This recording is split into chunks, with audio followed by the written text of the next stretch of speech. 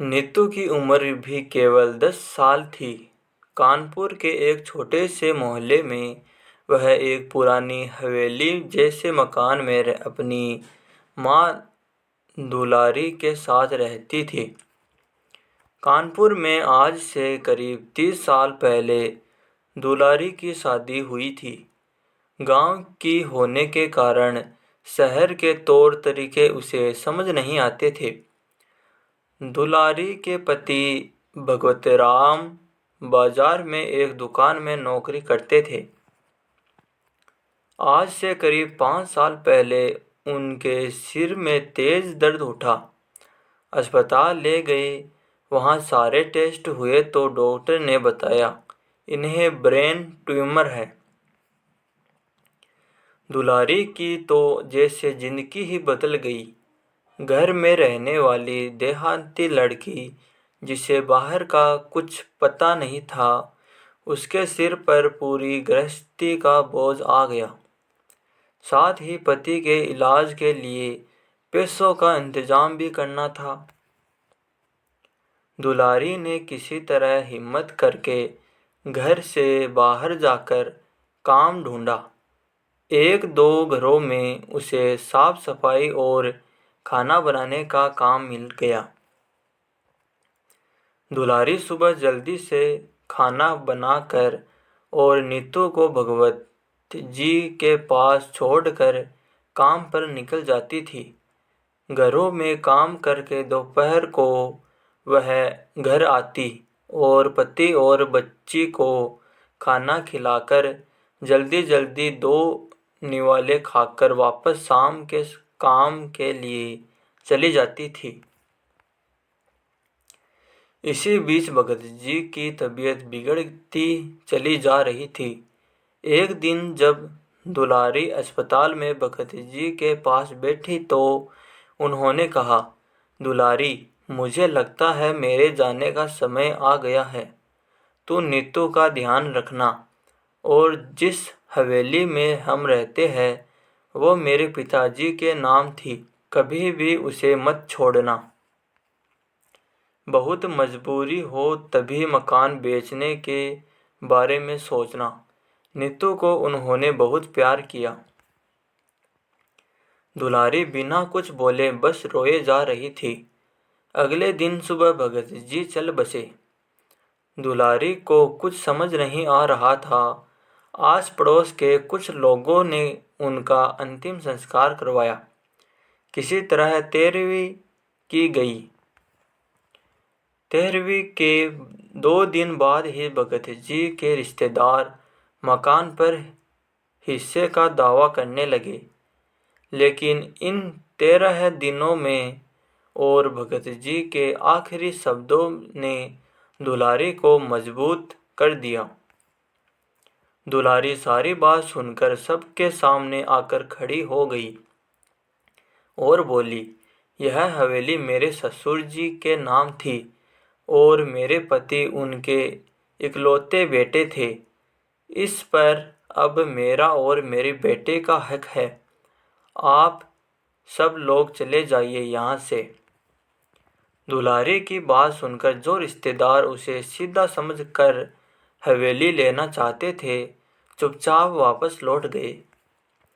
दुलारी सुबह ही नीतू को लेकर काम पर निकल जाती और शाम तक काम करके घर आती थी। वह सारी जिम्मेदारी संभाल रही थी। उसका एक ही मकसद रह गया था, नीतू को पढ़ा लिखा कर काबिल बनाना। कुछ दिन बाद दुलारी पैसे इकट्ठे करके नीतू का एक स्कूल में दाखिला करवा दिया। धीरे धीरे समय बीत रहा था। आज नीतू 10 साल की हो गई थी। एक दिन दुलारी जब शाम को घर आई तो नीतू ने उससे कहा, मम्मी, आज एक आदमी आया था, यह खत दे गया है। दुलारी ने कहा, बेटा जरा इसे पढ़कर सुना, मुझे तो पढ़ना नहीं आता। नीतू ने लिफाफा खोला और बोली, अरे माँ, ये तो इंग्लिश में है। इतनी इंग्लिश तो मैं भी नहीं जानती हूँ। दुल्हारी ने उससे खत ले लिया और अपने पास संभाल कर रख लिया। अगले दिन वह जिस घर में काम करती थी उसकी मालकिन से खत पढ़वाया। उन्होंने बताया कि तुम्हारी हवेली बहुत पुरानी है, सरकार वहाँ उसे एक स्मारक बनाना चाहती है। यह सुनकर दुल्हारी के होश उड़ गए। नहीं नहीं मालकिन, आप इसका जवाब लिख दो। हमें नहीं बेचना अपना घर, हम कहाँ जाएंगे? यह सुनकर उसकी मालकिन ने कहा, दुल्हारी चिंता मत करो, मैं इसके बारे में पता करूँगी, लेकिन जहाँ तक मुझे पता है तुम्हें इसके बदले में सरकार बहुत सारा पैसा देगी। दुलारी ने कहा, मालकिन हम पैसा लेकर क्या करेंगे, हमारा गुजारा तो हो ही जाता है। मालकिन ने उससे कहा, अच्छा 1-2 दिन रुक जा, मैं सब पता करके बताती हूँ। दुलारी काम खत्म करके घर आ गई। उसे आज बहुत चिंता हो रही थी, न जाने सरकार कब उसका घर छीन ले। वह कहाँ जाएगी, नीतू का क्या होगा। 2 दिन में दुल्हारी बहुत परेशान हो गई। 2 दिन बाद उसकी मालकिन ने बताया, दुल्हारी तेरी तो किस्मत खुल गई। जानती है इस घर के बदले तुम्हें करोड़ों रुपए मिलेंगे। इससे तू हमारे से भी बड़ा घर ले सकती है। उसके बाद भी इतना पैसा बचेगा कि तुझे कभी काम करने की ज़रूरत नहीं पड़ेगी। दुल्हारी को कुछ समझ नहीं आया। उसकी मालकिन बहुत अच्छी थी, उन्होंने सारा काम करवा दिया। दुलारी को बहुत सा पैसा मिला। उसने अपनी मालकिन की मदद से एक घर भी ले लिया।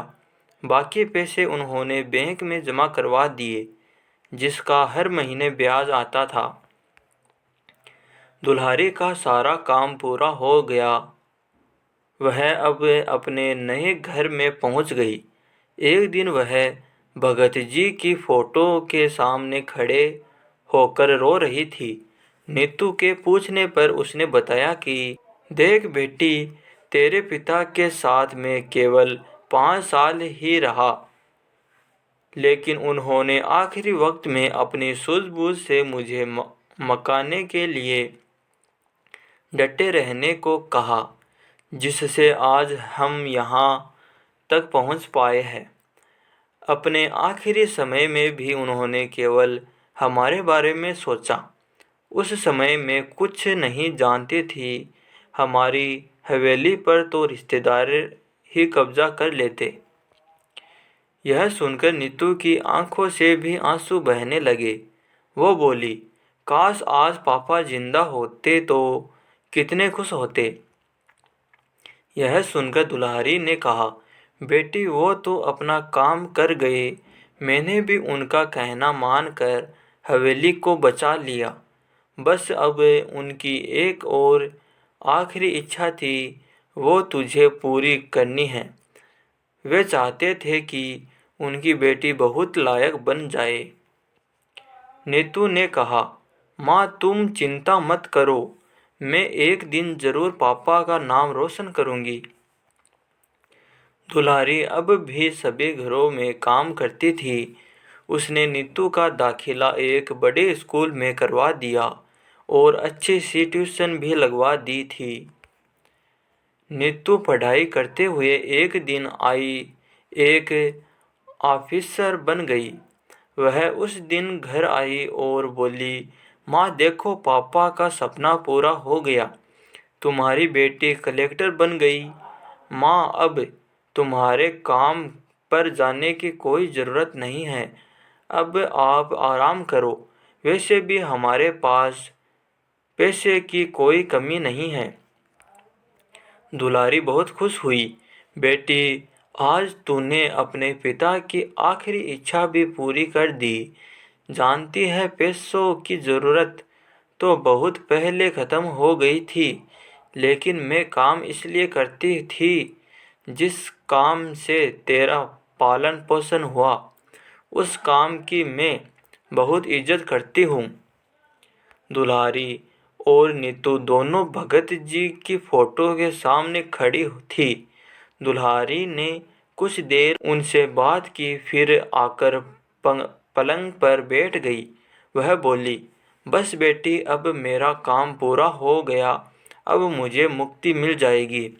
यह कहकर दुलारी एक और लुढ़क गई। नीतू ने भाग कर उसे उठाया, लेकिन वह अब कहाँ, वह तो मुक्त हो चुकी थी। नीतू रोते रोते यही सोच रही थी, आखिर मेरी माँ ने क्यों कभी सुख नहीं उठा पाया। आज अब उनके सुख उठाने का समय आया तो भगवान ने उन्हें अपने पास बुला लिया।